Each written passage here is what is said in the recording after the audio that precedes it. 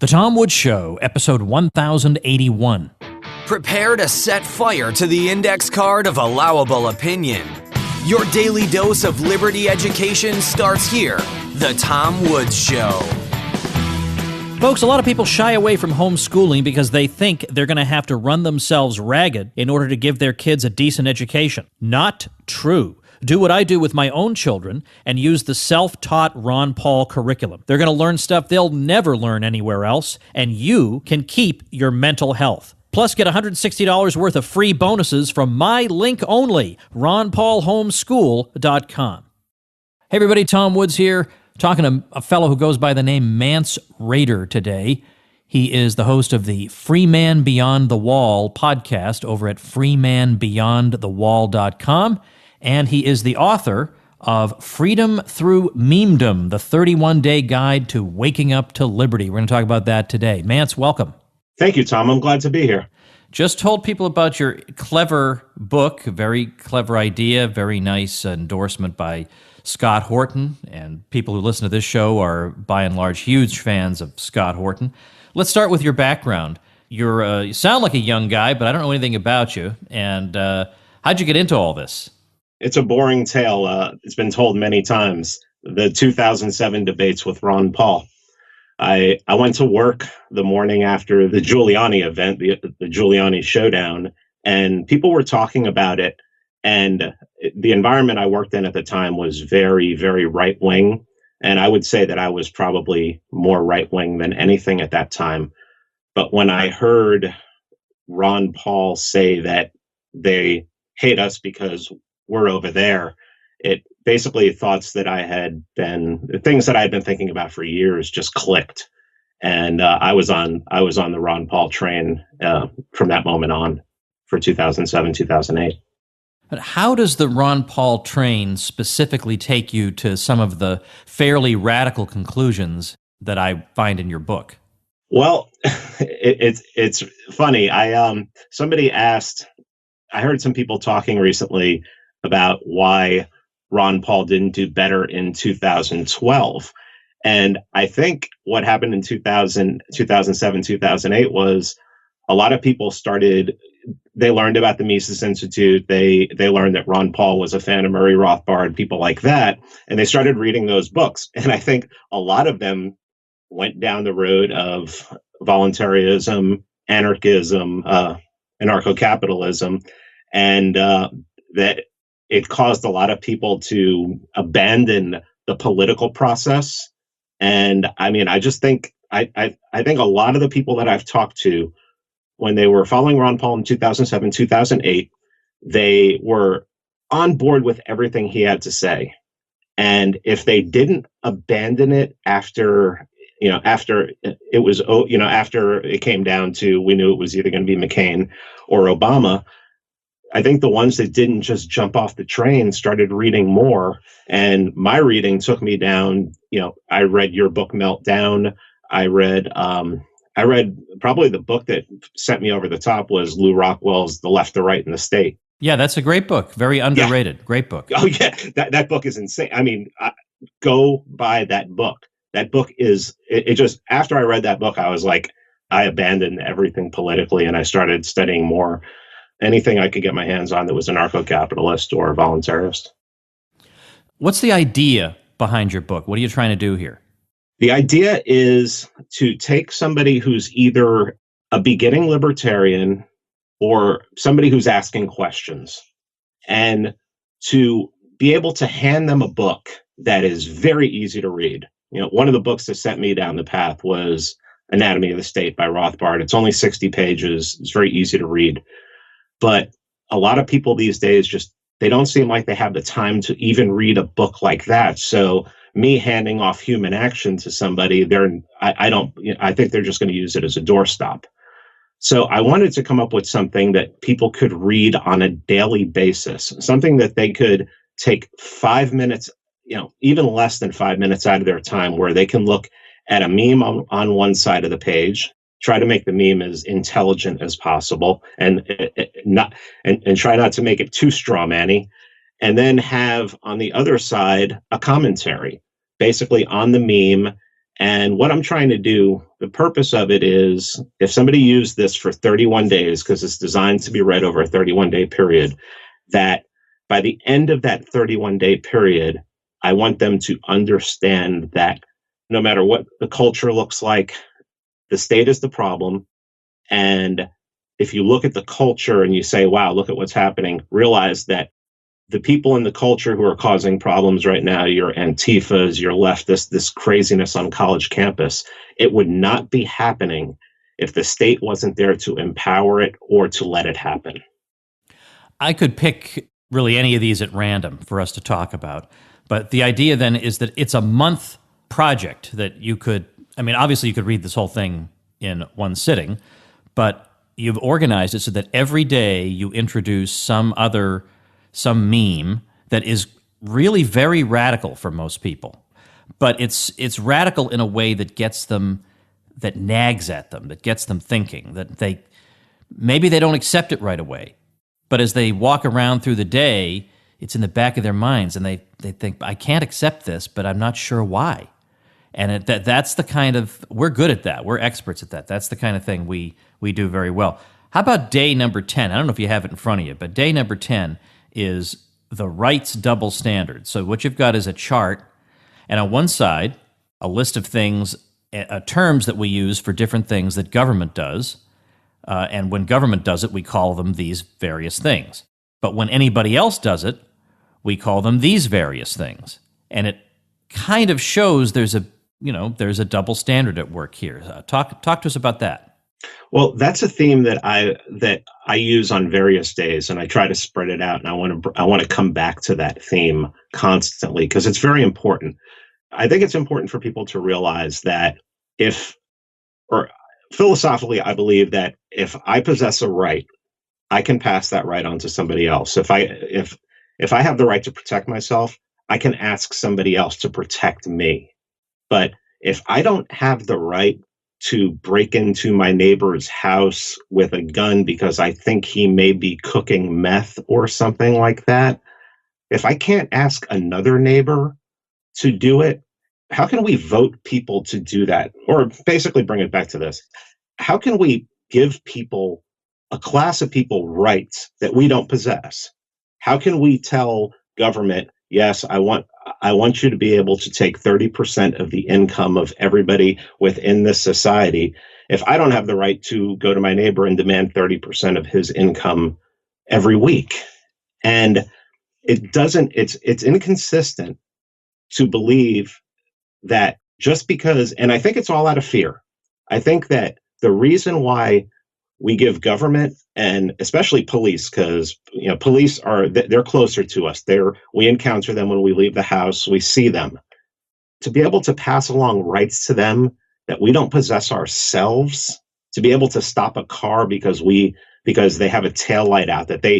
How do they know they have a taillight out? If they have an older car, their dash isn't telling them that they have a taillight out. And unless somebody else tells you, how do you know?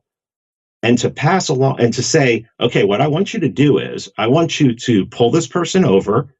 I want you to extort money from them.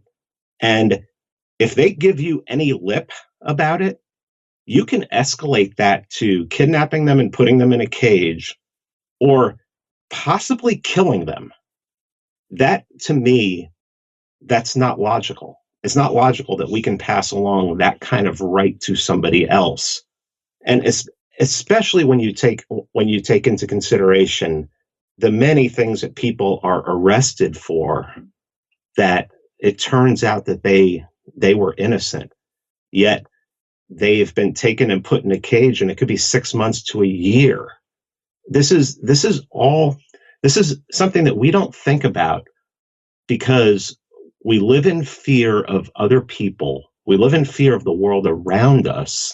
And so we think that we have to give other people this supreme power to do something about it, especially preemptively.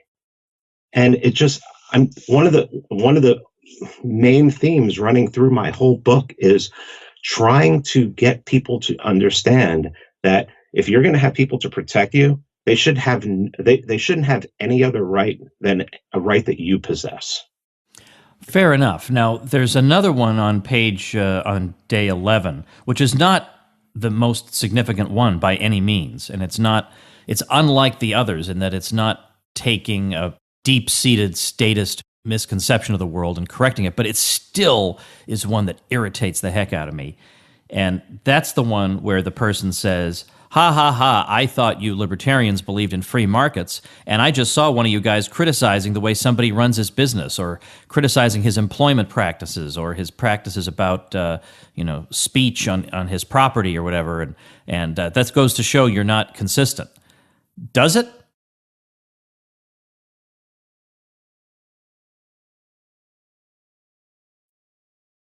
When I saw that meme, the only thing I could think of was the whole Google situation. Right.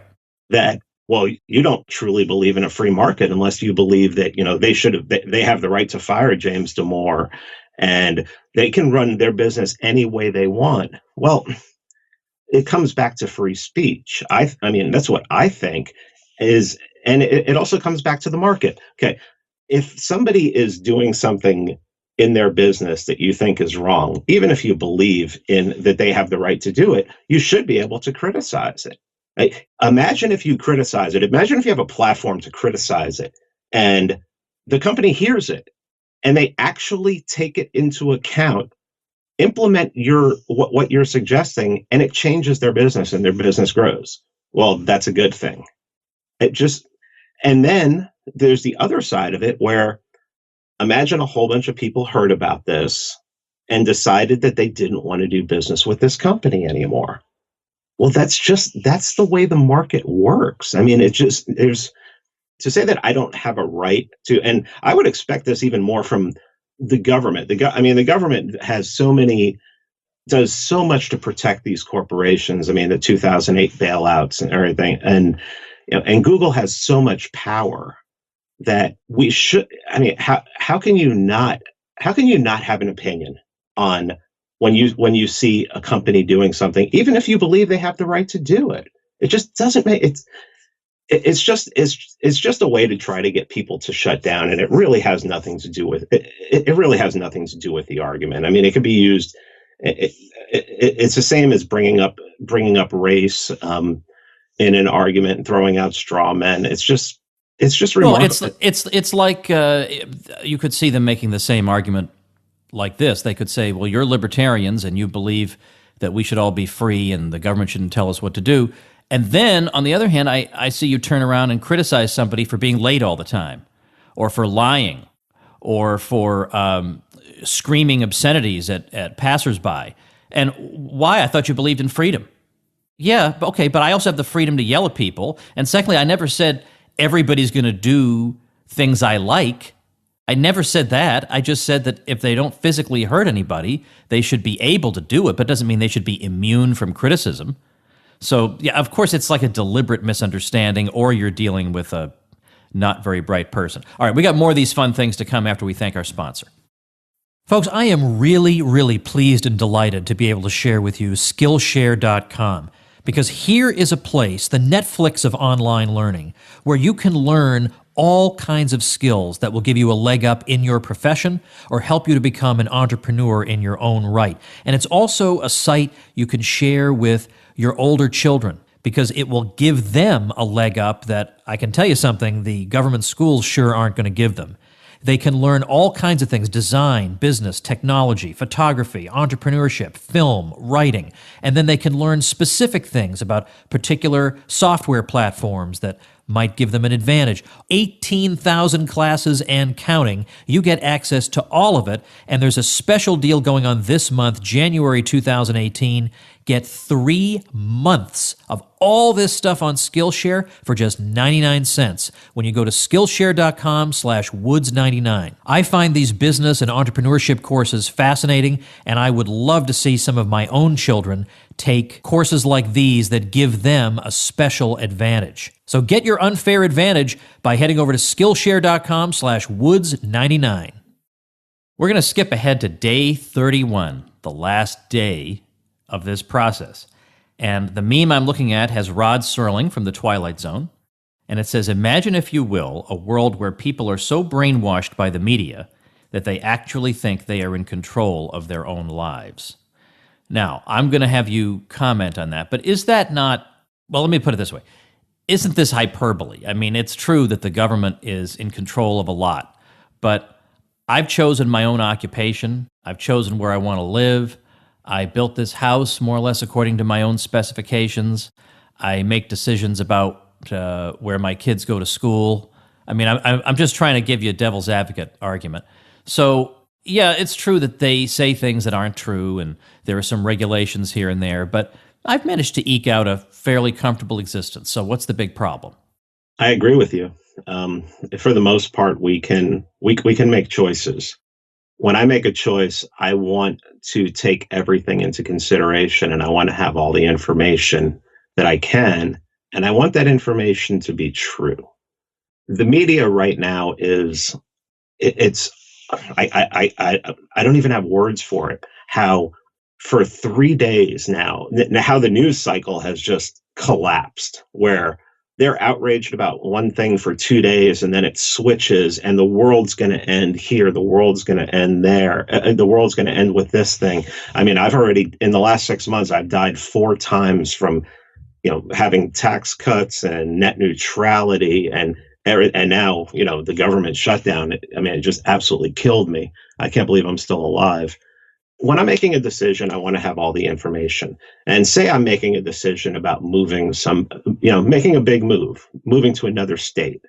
And the press is just, think about this. In the middle, last year, would anybody in the world wanted to have moved to Charlottesville, Virginia? And the press took this thing that happened there and they stayed on it for weeks. And they made it sound like there was 100,000 people there. And by all accounts, I think Michael Malice said he was there and it seemed like there was less than 500 people there. Yet they reported on this and they reported on, and something tragic happened and we never got the full story on that. We never got the full story on this. And then we got stories that when these people were released from jail, they were released right into the middle of a protesting mob. The press is making the world out to seem like it is a lot worse than it is. Sure, there's danger out there. And there's a reason I don't live in New York anymore, because I want to be able to take responsibility for myself and protect myself. And by doing that, I want to be able to arm myself. And I think that's on day 5. I talk about that in my book is, arm yourself, be your own police, because they show up less than 5% of the time to stop a crime. The press just seems to exacerbate problems. They seem to just make problems bigger than they are. And on a day-to-day basis, if you think that the world is as bad as they make it out to be, whenever you turn on the news, it can affect your life choices. And it won't affect my life choices because I happen to think I'm smart and I can see through it. But I talk to people all the time who are just like, I'm just skating by because things are just getting so bad. Everything's going to go to crap soon. And a lot of the blame has to go to them because there are a lot of people who still look to them as an authority. All right, totally agreed there. No problem. Let's just for fun, let's visit day 25. We got a top and a bottom picture. Top picture, oh boy, time to make a friendly joke on my favorite libertarian page. Bottom, oops, everyone is cursing at each other. What are you trying to say there? Well, we are a funny bunch, aren't we? I know that I've been following you back to when you were very active with a free Facebook group, and and I'm on a lot of libertarian pages now on Facebook, and obviously I'm way more active on Twitter. But I just think it's really funny that I think most libertarians can agree on 90 to 95%, but how much we're just willing to die on the hill that is that other 5 and 10%. It's just and it could just be something that is a very harmless joke, and everybody being different and everybody being individuals, they're just going to jump they're going to jump all over it, and somebody's going to say something, and it's going to escalate. And I think it's that day 25 was more more for like a break, to because I'm being so serious throughout the whole book. I just wanted to point out that yeah, we're a funny bunch, and if people want to learn more about libertarianism, then social media. There are many groups out there that are great for it, and yeah, just realize there's going to be some. We're awesome at infighting. I don't know if anyone can do it better. I always push back on this because I think people are not watching the left closely enough if they think libertarians are the champions at this. I mean, bear in mind, you had the Women's March, and then you had some black women saying, there aren't enough black women here. We're not talking enough about, so we have to have a black women part of it. And so then they're fighting over that. You have feminists, you have some feminists who are opposed to the transgender movement, and you have the transgender people who are opposed to that kind of feminist, even if they agree on 98% of other things. But bigger than that would be, I mean, of course, the Marxists will have arguments with each other over 0.0001% deviations. So there's all kinds of stuff like that. And the case where Charlie Rose was accused of sexual harassment, we had a black employee who argued that she was not sexually harassed, and the fact that she wasn't sexually harassed was a racist insult. So, you can't... these people, yeah. I would rather be a libertarian 8 million times over. And not only that, but if I look at political parties like the Republicans or the Democrats, I bet inside those parties, people are fighting over nothing. They're fighting over turf wars. They're not even, at least we're purporting to fight over principles and ideas. These people are fighting over who gets what appropriation and who sits on what committee and who gets what honor. I'll take our infighting any day. One of my favorites from last year, and I just did a section on it in the next book that I'm writing, is cultural appropriation. There was a video last year. I think it was at Berkeley, and a black student was yelling at a white student because the white student had dreadlocks, and she was screaming that he was culturally appropriating, I would assume, black culture, maybe more specifically Jamaican culture, and all I kept thinking, looking at these two, was they probably agree on 99% of everything because they look like they went, they were right down the same road. But this became a public spectacle. I mean, it was all over Facebook, it was all over social media, and all I'm thinking was, you are showing that you're eating yourselves. That that you're going to eventually just eat yourselves, and you're going to become irrelevant. So no, I agree. I enjoy watching the libertarian infighting sometimes, just because I believe that we're intellect. I believe that there are some great minds, and that great minds tend to libertarianism attracts great minds, and some of the arguing is actually you can actually learn a lot from it. So I enjoy it, but I don't think I hope that we never get to the point that it divides us so that we want to go our separate ways. Yeah. No, I know, and of course there's a lot of it is stupid. I get that, but I just mean we're not uniquely guilty of it. The book is Freedom Through Memedom. I'm linking to it at tomwoods.com/1081. If people want to follow you, how do they do that? Tell us what you're up to. I'm on Twitter. I spend a lot of time on Twitter at MN Rothbard. So that tells you about some of my influences right there. And the account is called Mance Raider. Also on Facebook, if you look up Mance Raider, you'll see me. Same profile pic that I use on Twitter. So, and I'm on the book's on Amazon. It is available for Kindle as well. And if you have Kindle Unlimited, I have it set up so that it's a free download.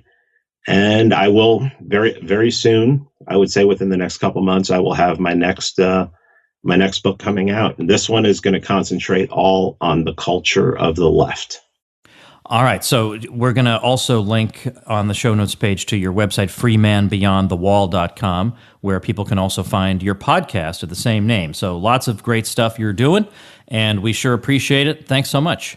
Thank you very much for having me on, Tom. I appreciate it.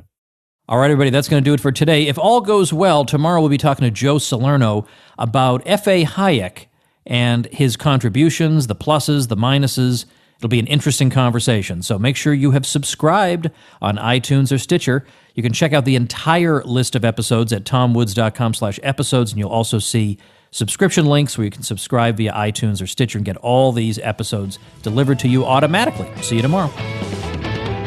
Become a smarter libertarian in just 30 minutes a day. Visit tomwoods.com to subscribe to the show for free, and we'll see you next time.